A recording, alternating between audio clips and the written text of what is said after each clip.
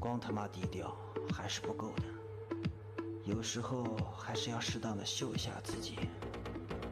During the process of removing the edge adhesive, it is important to note that the force of the hook should not be too strong, unable to scratch the circuit of the motherboard. The temperature of the air gun is generally set between 280 and 320 degrees. At the beginning, the temperature should not be too high. Now the edge glue removal is complete, preparing to start disassembling the CPU. There are many chips nearby that need to be protected. Because they are too close together, the airgun heating will inevitably blow onto the nearby chips. That will cause tin explosion on the nearby chips, so we will take protective measures. Then heat the CPU chip.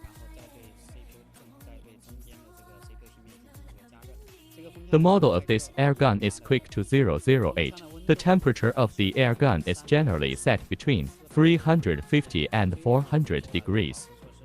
Although we have taken this protective measure, but if possible, don't blow out the nearby chip with the airgun.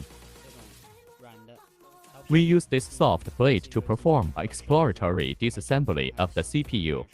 Feel the melting of tin. Do not use force to pry this chip.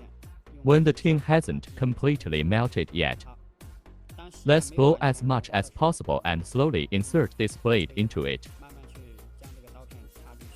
When the tin completely melts, apply a little force to the blade and it will pry off the chip.